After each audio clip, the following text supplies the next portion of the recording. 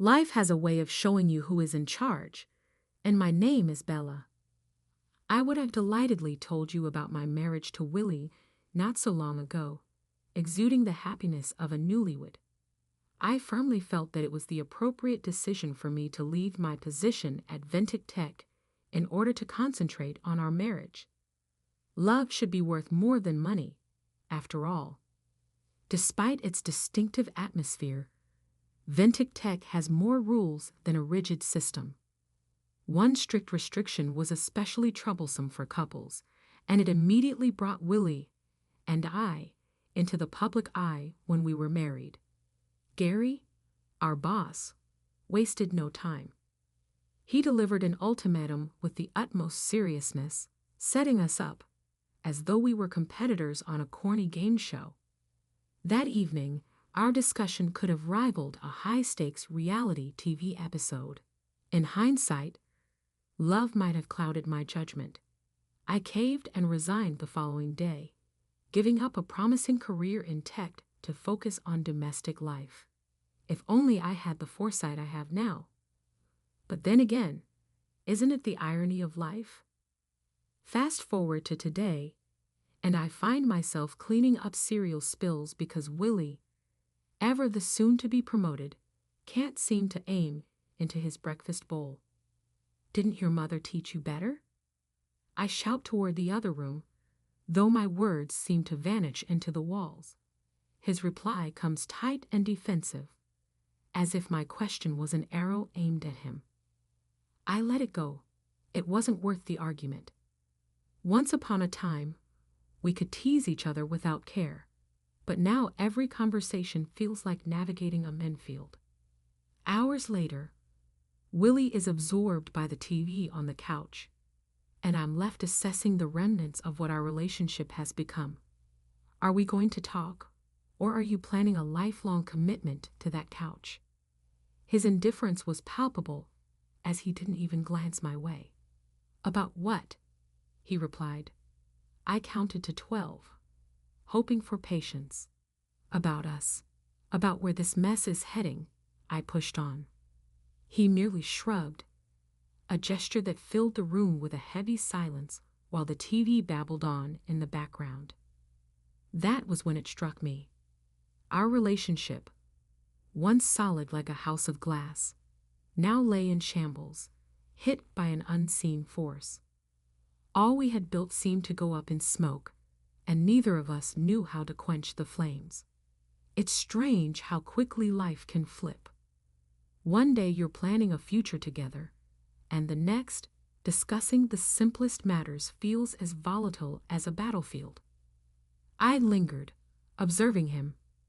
The man on the couch seemed as distant as a random passenger on a bus. The shift from indifference to coldness was subtle but palpable, like the chill of an ending summer or the bite of an early frost. I remembered how things were once easy between us, but now every interaction felt as precarious as walking on thin ice. I knew exactly how Willie liked his steak. Rare, but not too bloody, seasoned with meticulous care. It was something I had perfected, but on this particular day, either the oven or my resolve faltered. As he entered the kitchen, his heavy steps forewarned me of his sour mood before he even appeared. Standing there in the doorway, he surveyed the dinner setup with a predator's intensity. Life's lessons are harsh, often teaching us through loss and change, rather than gentle guidance.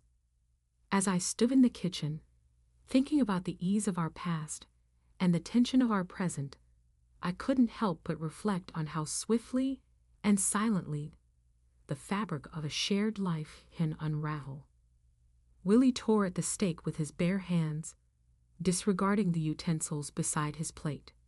His eyes narrowed as he jabbed a finger toward the meat. Is this the best you can do now?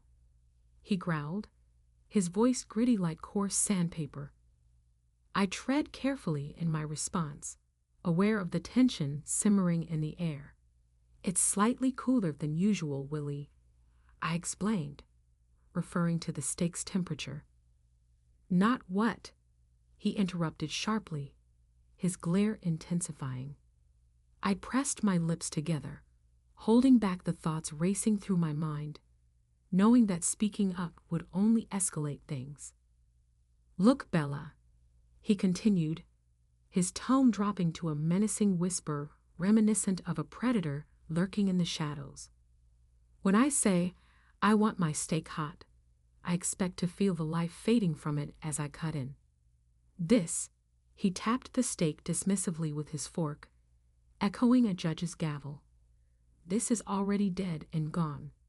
His criticism was cold and calculated, void of any loud accusations, but laden with a venom reserved solely for me. It was our private theater of cruelty, absent of external drama, just sharp, slicing words that left me feeling hollow. He pushed the plate away, his eyes meeting mine briefly, filled with a mix of contempt and resignation. "Forget it," he muttered, turning his back to me and the uneaten food. Grabbing his keys with a harsh movement, he issued one last command. "Fix your mistakes, Bella, or next time it won't just be the dinner getting tossed out." The door slammed behind him, punctuating the end of what little joy remained in our relationship. I stood alone, staring at the closed door, the click echoing loudly in the silent apartment. I exhaled slowly, looking down at the abandoned steak, feeling as forlorn as the meal before me. Approaching the trash can felt like a defeat, each step reminding me of what I was discarding. My effort, my care, my dwindling hope of making things work. To the outside world, we were a perfect couple, lauded by his parents and our friends alike. Yet behind closed doors, the reality was starkly different. Willie's demands escalated, each one eroding my self-esteem further. My days revolved around his approval, which grew increasingly rare. Tonight, like many before, the dinner table was a battleground for his critiques. "What's this?" he asked flatly. "The steamed broccoli dinner," I replied, striving to keep my voice steady despite his disdain. "Broccoli again? Don't you know anything else?" he scoffed, pushing the plate away. Suppressing a retort, I offered to make something else, but his sneer was quick. "That'd be a first," he muttered. His words stung, fueling a silent anger within me as I turned back to the kitchen.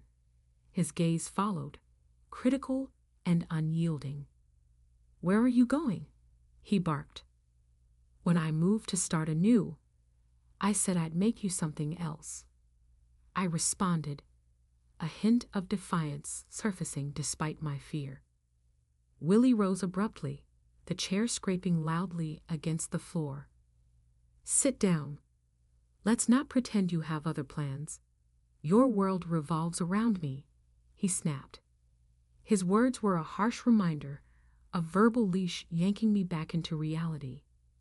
"Yeah, I remember," I murmured, the fight draining from me as I returned to the table, each step heavier than the last. When I returned home with groceries, the silence greeted me.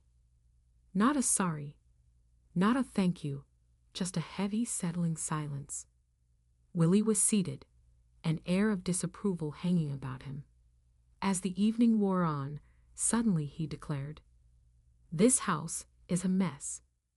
His gaze swept across the room, eyeing the slightly misaligned books on the coffee table and a crooked pillow. "Clean it up," he demanded. I wanted to shout back, to tell him that a home that's lived in wouldn't meet his impossible standards of perfection. But instead, I quietly adjusted the books and the pillow, muttering under my breath about the endless work the place needed. "What was that?" he snapped, catching the tail end of my grumble. "Nothing," I replied louder, trying to sound casual, just talking to myself. He looked at me suspiciously, but dropped the subject. Later in bed, I lay awake, the darkness around us thick with all the things left unsaid, and the dreams we'd both stifled. I thought about the sharp words I wished I could say, about my growing resentment, and about how the life I wanted seemed to be slipping through my fingers. We were bound not by love, but by invisible chains of dependence and fear. They said we were perfect, but perfect was just a facade, a cheap word in the economy of our sham marriage. One ordinary day, after a trip to the store, a patch of ice changed everything. I slipped and fell hard, pain shooting through my leg like a bolt of lightning. It was undeniable. I couldn't stand. A couple of bystanders rushed over, concerned, trying to maintain my composure. I managed a nod when they suggested a trip to the hospital. At the emergency room, time seemed to drag as I waited for attention. When a doctor finally examined me, one look was enough for him to diagnose a broken leg. "It's broken," he stated bluntly, as if discussing the weather. The shock wasn't from the break itself, but the dread of explaining this to Willie. I texted him, "Broke my leg at the hospital," but received no response. I spent a cold, uncomfortable night in the hospital. The nurses were indifferent, and the coffee was stale. As soon as I could hobble, I was sent home with a stack of discharge papers and a cast as white as the snow outside. Willie was there when I arrived, his expression stormy. No words of concern or queries about what happened. His first words were, "Where's dinner?" Standing there, supported by crutches, my leg encased in plaster, I lost my temper. "What do you think? I went dancing?" "Look at my leg." His only concern had been about dinner, not my well-being. And in that moment, the full extent of the neglect and selfishness I had been enduring crystallized painfully clearly. Willie ranted as if I had broken my leg on purpose. "You always have excuses," he accused bitterly. "Can't even do the one thing you're supposed to, can you?" I was astounded that after a horrid night in the hospital, all he cared about was his dinner. The whole situation overwhelmed me. My leg hurt, and I was shaking, yet he seemed utterly indifferent. The air felt as cold as the ice I had slipped on, signaling that this was more than just a physical injury. It was a deep fracture in our relationship. Limping to the kitchen table, each step with the crutch felt like a mile. Ironically, I was still preparing dinner for my husband, as if nothing had changed. Nearby, the trash bin was nearly overflowing, a minor oversight. But with Willie, no mistake was ever minor. "What's this now?" Willie barked, noticing the full bin. "You're home all day, and you can't even manage the simplest tasks." He stormed over, fury radiating off him, and with a swift kick, sent the bin's contents sprawling across the floor. "Clean it up," he commanded. My hands trembled as I reached down, not from the pain of my injury, but from a deeper, more profound hurt. That night, sleep eluded me, his harsh words echoing in my head, mingling with the hot sting of tears. Morning brought no solace, only the harsh light illuminating the remnants of last night's chaos. Sitting at the kitchen table with divorce papers in front of me, I listened to the coffee dripping in the background. Willie stumbled in, reeking of fear from the night before. "Morning," he growled, his voice rough. "What's for breakfast?" Without a word, I pushed the papers toward him. He glanced down, a sly, mocking smile spreading across his face. "You serious?" he scoffed. "As a heart attack," I replied, my heart pounding, yet my voice steady. He laughed loudly, dismissing me. "You ain't got the guts." "I already did it. Just need your sign-off," I countered, meeting his intense gaze. He leaned in close, sneering. "You think you can survive without me? You're a broken bird, Can't even take out the trash. I'm done talking, Willie, I said firmly. Sign the papers, or I'll have the authorities make you. He scoffed, grabbed the pen with a tight grip, and signed his name. Each stroke was heavy and deliberate, tossing the pen down as if it burned him. Good luck, darling. You'll be crawling back before the month's up. But I wouldn't. I couldn't. This was my line in the sand, the moment I refused to tolerate any more degradation or lies. Despite everything, I smiled, because those signed papers felt like the first step on crutches toward a different, better life. Crawling's not my style, I murmured quietly.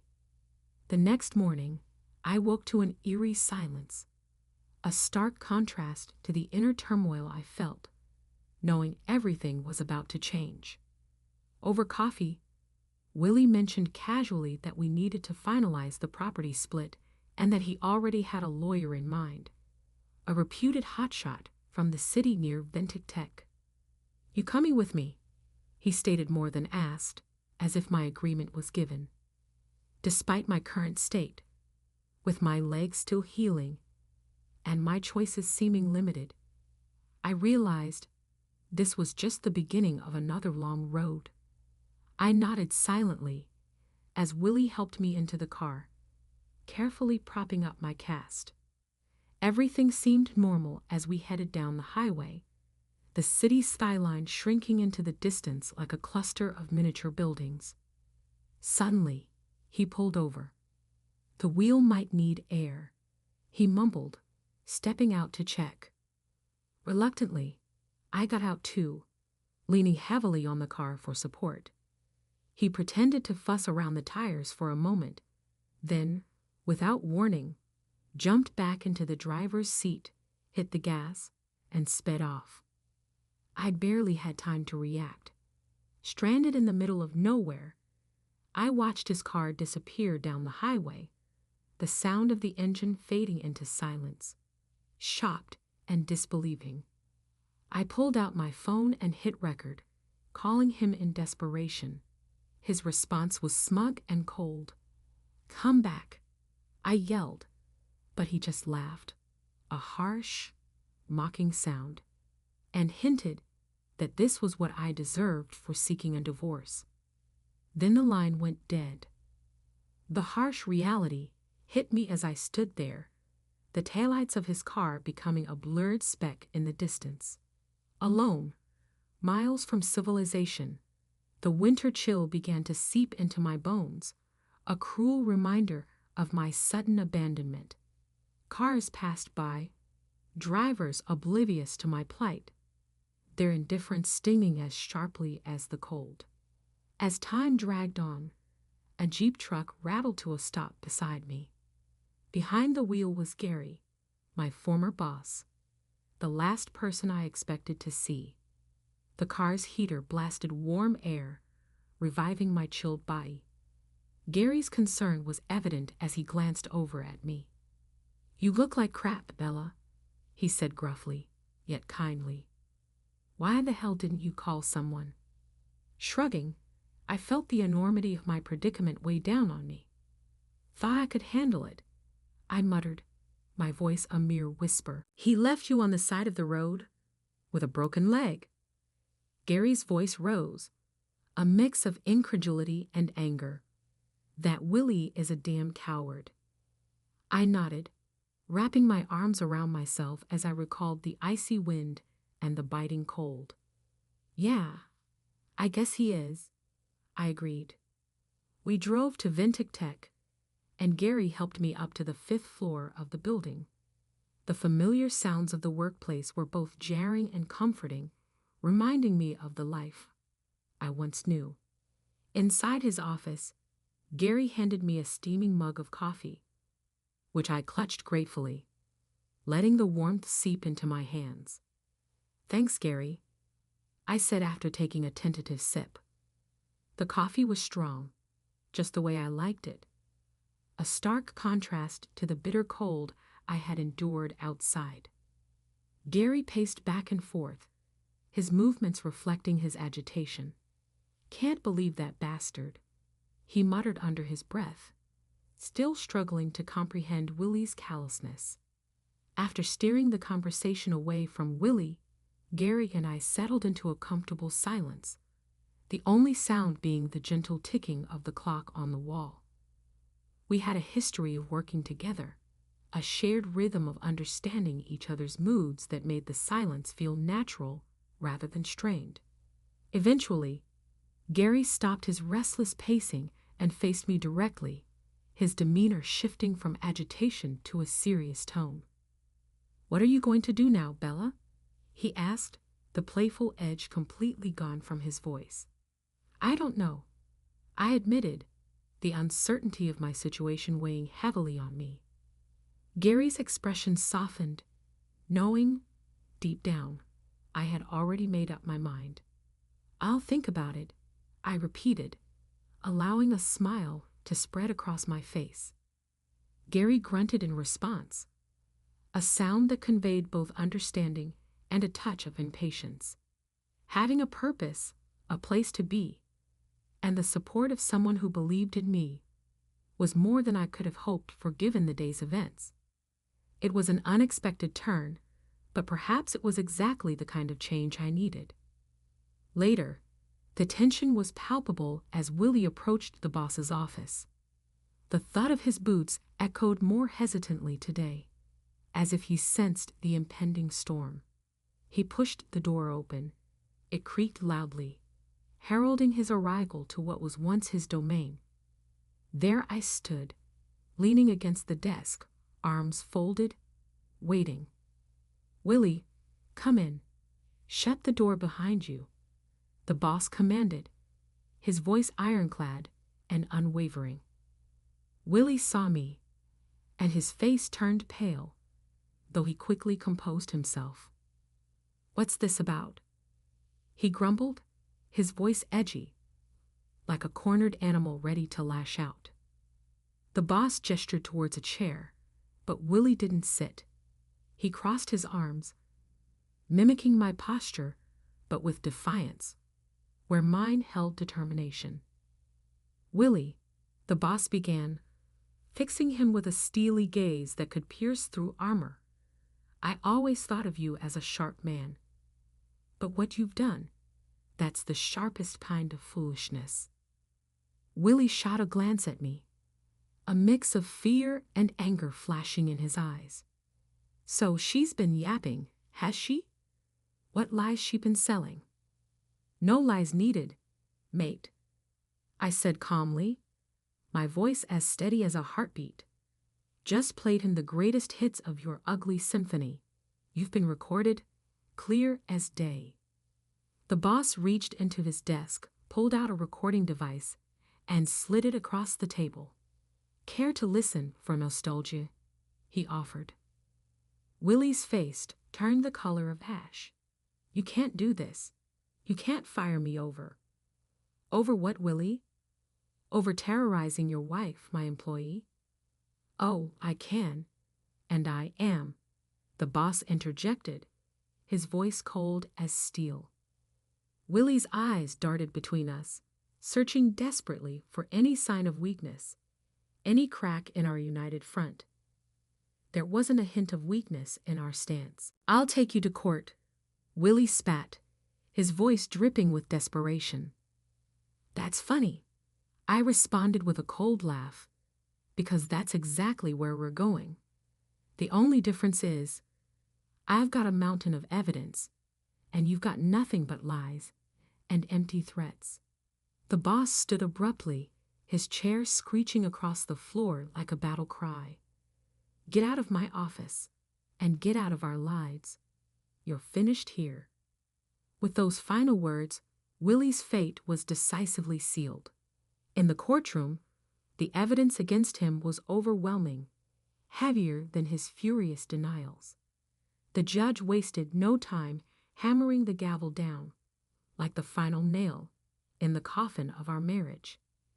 "I sentence you to pay compensation, and this court grants the separation," the judge declared. It felt like the first breath of spring, chilly, yet promising new beginnings. Back at my job, I slipped into the familiar routines of work, but everything felt rejuvenated. Each keystroke was a brick in the reconstruction of my life. Every friendly good morning was mortar, and each completed project added another pillar to the new foundation I was building for myself.